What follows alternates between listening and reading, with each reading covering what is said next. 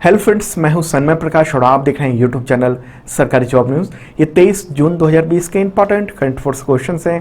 PDF available है video के description में, या आप इसे वीडियो खत्म होने से ठीक पहले मेरे बगल में जो डाउनलोड का लिंक आएगा वहाँ से ले सकते हैं।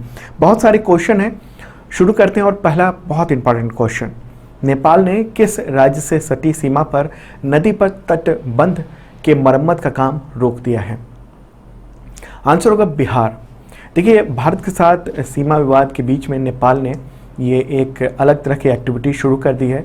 लगातार कई जगहों पर टेंशन वो देने की कोशिश कर रहा है। इससे पहले हम लोगों ने देखा कि नेपाल ने भारत के 3 इलाके को अपने मैप में दिखा दिया, संवैधानिक रूप से उसने इसको पारित भी करवा लिया, संसद से राष्ट्रपति से सिग्नेचर भी करवा लिया वहाँ पर। और अब वो बिहार में टेंशन दे रहा है। बिहार के जल संसाधन मंत्री हैं संजय कुमार झा। उन्होंने कहा है कि नेपाल ने गंडक बांध के मरम्मत के काम की अनुमति नहीं दे रहा है। तो वहाँ पर अक्सर हर साल बाढ़ आने से पहले, खासतौर पर आप जानते हो कि बिहार में बाढ़ की एक बड़ी समस्या है और नेपाल से जो नदियाँ आ रही हैं उससे पानी बहुत तेज वेग में आता है और फैल जाता है बिहार के बहुत सारे इलाकों में। तो उस बाढ़ को रोकने के लिए तटबंध मरम्मत के काम को रोक दिया है नेपाल ने। ओके, तो बिहार के मंत्री का कहना है कि पहली बार हम लोग ऐसी समस्या को जूझ रहे हैं। थोड़ा सा और डिटेल बता दूं। देखिए, गंडक वहाँ बैराज है और 36 द्वार हैं उसके, जिनमें से 18 जो है नेपाल के पास है। और भारत अपने हिस्से का 17 जो फाटक है, गेट है, उसकी मरम्मत कर चुका है। और जो 18वां जो गेट है वहाँ से 36वें गेट तक उसकी मरम्मत नहीं हो सकी क्योंकि वो नेपाल के हिस्से में है। तो भी एक बड़ी समस्या देखने को मिल रही है। तो मतलब कई सारी वहाँ पर ऑब्जेक्शन कर रहा है नेपाल, जो अब तक नहीं करता रहा है। और अभी हम लोग देख रहे हैं कि चीन से भारी टेंशन चल रहा है, पाकिस्तान से लगातार हमले होते रहते हैं, गोलीबारी होती रहती है, दोनों सेनाएँ जो हैं इधर की उधर की दोनों की मौतें होती रहती हैं। अभी लगातार और टेंशन बढ़ गया है। इधर नेपाल से हम लोग का टेंशन बहुत ज़्यादा हो गया है। उधर बांग्लादेश ने, आप मेरे बगल में न्यूज़ क्लिपिंग देख रहे हो, तो उसने ये कहा है कि उसका जो चाइना के साथ एग्रीमेंट हुआ है, जो सामानों के ड्यूटी को ख़त्म करने की, जो चाइना में जो सामान जाएगा तो उसको ड्यूटी नहीं लगेगी, उस पर इंडिया में जो कमेंट्स हुए थे मीडिया में, उसको उसने खारिज कर दिया है। कहा है कि इंडिया को इसकी चिंता करने की ज़रूरत नहीं है। तो ये लगातार चारों तरफ से हम लोग देख रहे हैं, घिर रहे हैं एक तरह से। और नेपाल की एक्टिविटी बहुत ही चिंताजनक बात है। अगला क्वेश्चन लेते हैं, बहुत ही इंपॉर्टेंट है। भारत चीन तनाव के बीच में रक्षा मंत्री राजनाथ सिंह 3 दिवसीय रूस यात्रा पर गए हैं। तो किस समारोह के भी हिस्सेदार होंगे? इसका आंसर होगा द्वितीय विश्व युद्ध के 75th विक्ट्री डे परेड का। ओके, मुझे लगता है सबको पता होगा। थोड़ा इसमें जो डिटेल बताने जा रहा हूँ वो इंपॉर्टेंट है। देखिए, रक्षा मंत्री राजनाथ सिंह 22 जून को यहाँ से रवाना हुए, वहाँ पहुँच चुके हैं। और उनके साथ साथ रक्षा सचिव अजय कुमार भी गए हैं। और राजनाथ सिंह ने ट्वीट करके भी बताया है कि रणनीतिक साझेदारी और रक्षा साझेदारी को मजबूत करने के लिए वहाँ पर बातचीत होगी। और ऐसे में खास तौर पे S-400 जो एंटी मिसाइल सिस्टम है उसको लेकर माना जा रहा है कि बातचीत जो है वो तेज की जाएगी, ताकि डिलीवरी पर के लिए दबाव डाला जा सके। दरअसल कोरोना के चलते रूस से S-400 जो मिसाइल डिफेंस सिस्टम है उसकी डिलीवरी की देरी की बात हो रही थी। वैसे डिलीवरी होनी थी दिसंबर 2021 में, यानी अगले साल दिसंबर में हो जाना है। लेकिन क्या हो रहा है कि अभी कोरोना की वजह से ये कहा जा रहा था कि डिले होगा। ओके, जबकि भारत ने पिछले साल ही रूस को इसके लिए काफ़ी कुछ पेमेंट कर चुका है। ये टोटल डील कितने की है? तो $5.4 बिलियन का है, मतलब 40,000 करोड़ रुपए का। मेरे बगल में आप न्यूज़ क्लिपिंग देख रहे हो, तो उसी से हमने ये लिया डेटा। $5.4 बिलियन का ये टोटल जो मिसाइल खरीद रहा है इंडिया, एंटी मिसाइल सिस्टम। और ये बहुत बेहतरीन है क्योंकि इसकी एक्यूरेसी और सिंप्लिसिटी बहुत बेहतरीन है और बहुत आसानी से कहीं भी ले जाया जा सकता है। एंटी मिसाइल सिस्टम के कई पार्ट होते हैं, जैसे मिसाइल हुआ, रडार हुआ, जो पूरे सिस्टम को एक बेहतरीन बनाता है। और बता दूं आपको कि ये सिस्टम जो है वो 600 किलोमीटर तक के जो भी फ्लाइंग कर रहा है, एक्टिविटी हो रही है, उसका पता लगा सकता है, विमान का, मिसाइल का, इन सब का। और 400 किलोमीटर के दायरे का वो नष्ट कर सकता है तुरंत। जैसे ही वहाँ से अगर कोई फ्लाई हुआ और तुरंत ये एक्टिव हो जाएगा और ये अपना मिसाइल दाग देगा उसको मार गिराने के लिए। और इतनी फास्ट जाएगा कि इसको रोकना मुश्किल होगा। ओके, तो डिफेंस मिनिस्टर जो इंडिया के हैं वो इसी को इंश्योर करने जा रहे हैं कि क्या ये टाइम पर डिलीवरी हो पाएगा, या क्या उससे पहले डिलीवरी हो सकती है क्या S-400 की, क्योंकि इंडिया को इस वक्त डिफेंस सिस्टम की बहुत ही ज़्यादा ज़रूरत है। क्यों ज़रूरत है इस वक्त, तो सर डिटेल हो रहा है लेकिन समझ जाएंगे आप। देखिए, चीन ने 2014 में ही रूस से डील साइन कर ली थी S-400 की, मतलब हमसे पहले ही, और अगस्त 2018 में चीन को पहला S-400 मिल चुका है और ये चाइनीज मिलिट्री का पार्ट भी बन चुका है। और जिस तरह से अभी लद्दाख के आसपास जो LAC के आसपास मिलिट्री डिप्लॉय हो रहे हैं दोनों तरफ से, चाइना भी बहुत तेज़ी से कर रहा है, अपने जो लड़ाकू विमान है वो तैनात कर रहा है, इंडिया भी अपनी तरफ से पूरी तैयारी कर रहा है, दोनों तरफ से तैयारी हो रही है। तो ऐसे में ये भी है कि कहीं ना कहीं चीन ने वहाँ पर S-400 को डिप्लॉय कर दिया हो, क्योंकि चीन अगर ऐसा कर देगा तो तुरंत चीन की एयरफोर्स को पूरे लद्दाख के इलाके में 400 किलोमीटर के रेंज में जो है कंप्लीट एक तरह से पावर मिल जाएगी। वो देख सकेगा कि कहाँ पर इंडियन प्लेन है, कैसे नष्ट करना है, उसके लिए बहुत आसानी होगी। और आपको बता दूं कि इंडिया ने भी जो न्यूज़ रिपोर्ट्स आ रही हैं उसके मुताबिक ऑलरेडी मेड इन इंडिया जो एयर डिफेंस सिस्टम है आकाश, उसको वहाँ पर डिप्लॉय कर दिया है लद्दाख में। तो जब इंडिया ने यहाँ पर अपना एयर डिफेंस सिस्टम तैनात किया हुआ है तो हो सकता है कि चाइना ने भी S-400 को वहाँ पर डिप्लॉय कर दिया हो। और अगर S-400 जल्दी नहीं मिलता है इंडिया को, तो देखिए अभी जो टेंशन चल रहा है उसमें पाकिस्तान और चाइना से बहुत ज़्यादा टेंशन चल रहा है, तो 2 फ्रंट वार का खतरा भी है। तो ऐसे में अगर वो आ जाता है तो अपने पास, तो ये खतरा कम हो जाएगा, क्योंकि अगर हमारे पास S-400 होगा तो एक को हम लोग जो है पाकिस्तान बॉर्डर के पास लगा सकते हैं, एक को चाइना के जो LAC है उसके आसपास लगा सकते हैं। तो ऐसे में वहाँ के जो एयरक्राफ्ट हैं वो कुछ नहीं कर पाएंगे। ओके, तो ये देखना होगा कि तुरंत डिलीवरी कर देता है या फिर चीन के इन्फ्लुएंस में आकर वो रसिया जो है देरी कर सकता है, ये भी आशंका है। और राजनाथ सिंह का ये दौरा है वो चीन और भारत के बीच में जो हिंसक झड़प हुई उसके कुछ दिन बाद हो रहा है। 15 जून को झड़प हुई थी गलवान घाटी में और वहाँ पर 20 भारतीय जवान शहीद हुए थे। और एक और बात बता दूं कि इंडिया और चाइना के बीच में जो टेंशन चल रहा है उसमें बैकडोर से रसिया जो है वो इसको शांत करने की कोशिश भी लगा हुआ है। तो देखते हैं आगे क्या एक्टिविटी होती है। और एक और बात बता दूं कि आज ही यानी 23 जून को RIC की भी मीटिंग है, मतलब इंडिया, चाइना और रसिया के फॉरेन मिनिस्टर का, विदेश मंत्रियों की मीटिंग है, वर्चुअल मीटिंग है, उसमें बातचीत होनी है। हालांकि ये एक दूसरे के मसले पर और या बॉर्डर डिस्प्यूट बातचीत नहीं होगी, वो इंटरनेशनल मामले पर बातचीत होगी। लेकिन रसिया ने एक तरह से एक मंच पर वो लेके आया है तीनों को, यानी इंडिया और चाइना को और खुद भी है वो। तो ये एक बातचीत होगी, इसके बारे में मैं कल इसके बारे में और डिटेल दूंगा। चलिए अगला क्वेश्चन लेते हैं, ये भी बहुत ही इंपॉर्टेंट है। महाराष्ट्र सरकार ने चीनी कंपनियों के 5,000 करोड़ रुपए के निवेश को रोक दिया है, मतलब होल्ड पर रखा है। तो ये MOU जो है वो किस समिट में साइन हुए थे जिस पर काफ़ी हंगामे मचा और उस पर होल्ड कर दिया गया महाराष्ट्र सरकार के द्वारा? इसका आंसर होगा मैग्नेटिक महाराष्ट्र। बहुत इंपॉर्टेंट क्वेश्चन है, इसको आप ध्यान रखना। ये जो समिट का नाम है वो, देखिए ये समिट पिछले BJP सरकार में शुरू हुई थी महाराष्ट्र में, और ये उद्धव ठाकरे सरकार में ये दूसरी समिट हुई है, इसीलिए इसको मैग्नेटिक महाराष्ट्र 2.0 नाम दिया गया। ओके, और इसी दौरान ये जो समिट हुई है वो 15 जून को हुई थी, और इसी दौरान जो है दुनिया भर की 12 कंपनियों के साथ MOU साइन किए गए थे। वर्चुअल ये समिट थी, मतलब वर्चुअल का मतलब कि वीडियो कॉन्फ्रेंसिंग से सब लोग कनेक्टेड थे, और इसमें अमेरिका, रूस और चीन की कंपनियां भी थी। और इसी में बताया गया कि करीब 16,000 करोड़ रुपए के इन्वेस्टमेंट के लिए MOU साइन हुए हैं अलग अलग कंपनियों के साथ। तो इनमें से 5,000 करोड़ रुपए का इन्वेस्टमेंट जो है वो चीनी फर्म के थ्रू इंडिया में आना था, यानी महाराष्ट्र के अंदर होना था। लेकिन आप ध्यान रखिएगा, ये जो MOU साइन हुए थे उसका मतलब ये नहीं है कि वे 100% पैसे को इन्वेस्ट करेंगे ही महाराष्ट्र में। ये एक तरह का म्यूचुअल अंडरस्टैंडिंग होता है कि कंपनी कहती है कि हाँ इस रकम के आसपास का हम इन्वेस्टमेंट करेंगे, और सरकार भी कहती है कि इस इन्वेस्टमेंट के लिए हम फैसिलिटी प्रोवाइड करेंगे, जगह देंगे, आपको सुविधाएं देंगे, ये सब करेंगे। तो किन चीनी कंपनियों के साथ MOU साइन हुआ था आप मेरे बगल में देख भी रहे हो।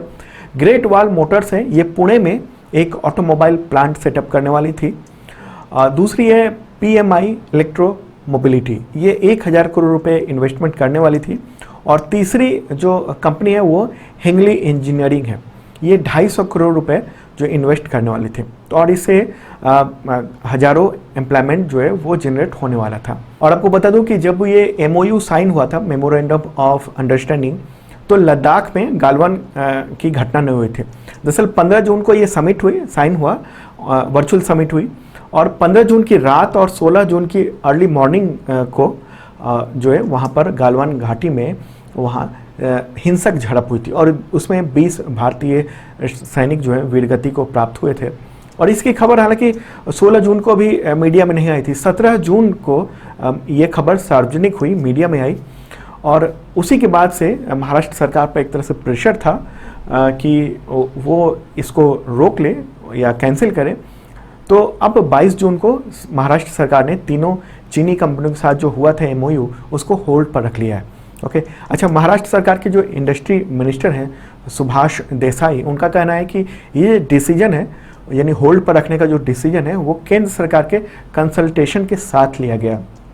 और मिनिस्ट्री ऑफ एक्सटर्नल अफेयर्स यानी विदेश मंत्रालय ने भारत के उसने एडवाइस दिया है महाराष्ट्र सरकार को कि आगे से चाइना की किसी कंपनी के साथ फर्दर कोई डील साइन नहीं होने चाहिए, जब तक ये सिचुएशन नॉर्मल नहीं हो जाती है तब तक के लिए अभी फ़िलहाल ये होल्ड पर रखा गया है, कैंसिल नहीं किया गया है, ये आप ध्यान रखना। ओके, थोड़ा सा डिटेल हो गया क्योंकि मैं चाहता हूँ कि मुद्दों को आप पूरी तरह से समझ जाओ। ओके, चलिए आगे बढ़ते हैं, अगला क्वेश्चन लेते हैं, ये भी इंपॉर्टेंट है। पूर्वोत्तर राज्यों में 21 और 22 जून को 5.3 रिक्टर स्केल का भूकंप आया, तो इसका केंद्र किस राज्य में था? इसका आंसर होगा मणिपुर। ओके, देखिए इसकी वजह से सड़कों में दरार आ गई और बिल्डिंग्स को भी काफ़ी नुकसान पहुंचा है। और फिलहाल किसी के हताहत होने की सूचना नहीं है, किसी के मौत की सूचना नहीं आई है, लेकिन इंफ्रास्ट्रक्चर लेवल पर काफ़ी नुकसान हुए हैं। देखिए 21 जून को भूकंप आया था, उसका 22 जून को भूकंप आया। 21 जून को जो भूकंप आया वो मिजोरम की राजधानी आइजोल शहर से करीब 25 किलोमीटर दूर था उसका केंद्र, और 35 किलोमीटर नीचे था। और 22 जून को जो भूकंप आया उसका केंद्र भारत म्यांमार सीमा के पर चंपई जिले के आसपास में था। ओके, देखिए इससे पहले भी इसी साल 8 फरवरी को असम में भी रिक्टर स्केल पर 5 का तीव्रता का भूकंप दर्ज किया गया था। और हम लोग देख रहे हैं कि अलग अलग हिस्से में लगातार भूकंप के मामले सामने आ रहे हैं। दिल्ली में कई सारे भूकंप आए, 3 रिक्टर स्केल या उससे थोड़ा सा ज़्यादा का। अभी ओडिशा में देखने को मिला है कि भूकंप आया है 3.something रिक्टर स्केल का। तो ये एक इम्पॉर्टेंट है बात। अच्छा, भूकंप क्यों आता है बहुत सारे लोगों को पता होगा, लेकिन फिर भी बता दूँ। देखिए धरती जो है वो उसके नीचे जो प्लेट है उसी के टकराने से ये भूकंप आता है। पूरी धरती में 12 टेक्टोनिक प्लेट है और उसी पर पूरी धरती जो है ना स्थिर है, मतलब है, ऊपर का हिस्सा है, और उसके नीचे तरल पदार्थ में लावा है, लिक्विड लावा है। और ये प्लेटें जो हैं इसी लावे पर एक तरह से तैर रही हैं, उसी पर हैं। और जब ये प्लेटें टकराती हैं तो इससे ऊर्जा निकलती है, उसको भूकंप कहते हैं। अच्छा, प्लेट जो है ये सतह से कितने नीचे होती हैं, मतलब हम जो हैं अभी उससे कितने नीचे हैं? तो करीब 30 से 50 किलोमीटर नीचे हैं। और बहुत सारे न्यूज़ चैनलों में ये खबर आई कि भूकंप आ रहे हैं और बहुत भयानक तबाही आने वाली है। कोई ज़रूरी नहीं है, क्योंकि किसी को नहीं पता है कि भूकंप कब आएगा। कुछ सेकंड पहले ही भले ही पता चल जाता है, जो इक्विपमेंट्स लगे हुए हैं, सेंसर लगे हुए हैं उसकी वजह से, लेकिन पहले कुछ नहीं पता चलता है। इसलिए किसी को ये नहीं सोचना चाहिए कि भूकंप लगातार आ रहे हैं तो एक बहुत बड़ा भूकंप आएगा और सब कुछ नष्ट हो जाएगा। ऐसा कुछ ज़्यादा होने वाला नहीं है, क्योंकि भूकंप का पता कोई लगा ही नहीं सकता है। ओके, अभी तक जो सिचुएशन वो, तो इसलिए अच्छी बात यह है कि भूकंप रोधी इमारतें बननी चाहिए, ताकि हम पहले से प्रिपेयर रहें कि जब भी भूकंप आए तो उसको हम लोग झेल सकें। ओके, चलिए आगे बढ़ते हैं। उससे पहले बता दूं कि 2020 का करंट अफेयर्स अवेलेबल है PDF के रूप में अब तक का, और डिस्क्रिप्शन चेक कर लेना, नोट्स के साथ है PDF। और 2019 का भी करंट अफेयर्स PDF है विद नोट्स, हिंदी और इंग्लिश दोनों लैंग्वेज में, तो डिस्क्रिप्शन में है। और बुक भी अवेलेबल है अमेजॉन पे, हजारों लोगों ने लिया है, अभी भी ले रहे हैं, तो आप देख सकते हो बुक, डिस्क्रिप्शन जरूर चेक करना। अगला क्वेश्चन है, किस अदालत ने विश्व प्रसिद्ध श्री जगन्नाथ रथ यात्रा पर रोक लगाने के 4 दिन बाद सशर्त अनुमति दे दी? आंसर होगा सुप्रीम कोर्ट। देखिए ये यात्रा 23 जून को उड़ीसा के पुरी जिले में है आज ही, और कोविड-19 के चलते सुप्रीम कोर्ट ने 18 जून को इस यात्रा पर रोक लगा दी थी। 18 जून को कहा था कि नहीं होगी। इस बीच केंद्र सरकार और राज्य सरकार ने सुप्रीम कोर्ट में जो पुनर्याचिका दायर की, पुनर्विचार याचिका, उसका 22 जून को ये फैसला आया है। सरकारों का कहना था कि अगर ये यात्रा रुक जाती है एक बार तो अगले 15 से 18 सालों तक ये यात्रा नहीं हो पाएगी।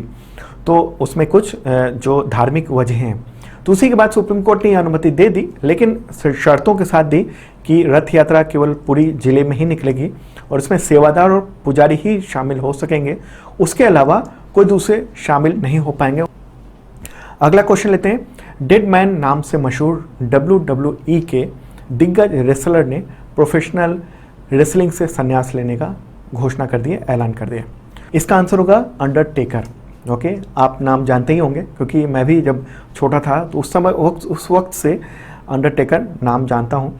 और ये वो WWE रिंग में 3 दशक तक उन्होंने एक तरह से राज किया। डेड मैन के नाम से जाने जाते थे और अंडरटेकर ने सबसे पहले 1990 में WWE रिंग में वो आए थे और उसके बाद से वो लगातार छा गए। ओके, अगला क्वेश्चन लेते हैं। महानदी कोलफील्ड्स लिमिटेड यानी MCL ने ओडिशा में कितनी रकम के निवेश का ऐलान किया है? आंसर होगा 60,000 करोड़ रुपए। देखिए, ये कोल इंडिया लिमिटेड की सहायक कंपनी है महानदी कोलफील्ड्स लिमिटेड, और 60,000 करोड़ रुपए निवेश का ऐलान किया है। 2023-24 तक इनमें से 60,000 में से 31,000 करोड़ रुपए जो है वो माइनिंग और सोशल इंफ्रास्ट्रक्चर डेवलपमेंट में वहाँ पर खर्च होंगे। और सुंदरगढ़ जिले में करीब 11,363 करोड़ रुपए का निवेश होगा और भी कई सारे निवेश हैं इसमें शामिल 60,000 करोड़ रुपए में। और ये जो ऐलान है वो महानदी कोलफील्ड्स लिमिटेड ने एक प्रेस स्टेटमेंट में दिया है। अगला क्वेश्चन लेते हैं। जिम्बाब्वे में भारत के नया राजदूत यानी नए एम्बेसडर कौन नियुक्त किए गए हैं? आंसर होगा विजय खंडूजा। ओके, वो वर्तमान में विदेश मंत्रालय में निदेशक के रूप में कार्यरत हैं। तो जिम्बाब्वे की बात हो रही है, प्रेसिडेंट कौन है उसके? तो इमरसन मांगगावा। मुद्रा क्या है? तो जिम्बाब्वे डॉलर और राजधानी हरारे है।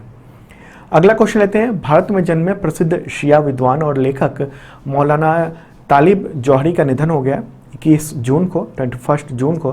तो किस देश के नागरिक थे? आंसर होगा पाकिस्तान। वो 81 ईयर के थे। उनका जन्म हुआ था 27 अगस्त 1939 को पटना में, 1939 में पटना में हुआ था।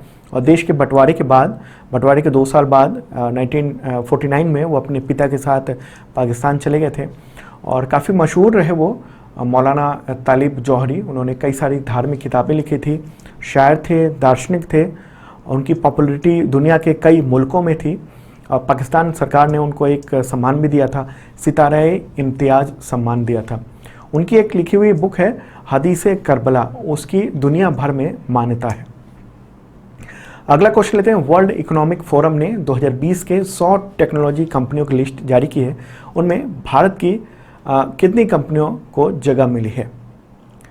आंसर होगा 2 कंपनियां हैं, एयरटेल एप्स और जस्ट मनी। ये 2 भारतीय स्टार्टअप कंपनियां हैं जिन्होंने इसमें शामिल होने का जो है एक बड़ा काम किया है। और इससे पहले गूगल वगैरह वगैरह बहुत सारी कंपनियां इस लिस्ट में शामिल थीं। तो दोस्तों, ये था इंपॉर्टेंट करंट अफेयर्स। कैसा लगा जरूर बताना कमेंट बॉक्स में। और इसका PDF अवेलेबल हो गया है मेरे बगल में, तो क्लिक कीजिए और डाउनलोड कर लीजिए लिंक को, या आप इसे वीडियो के डिस्क्रिप्शन से भी डाउनलोड कर सकते हैं। वहाँ और भी PDF है, उसके बारे में भी जान सकते हैं। और जिन लोगों ने सब्सक्राइब नहीं किया ज़रूर करना, साथ में बेल आइकन दबाना मत भूलना। कल मिलते हैं।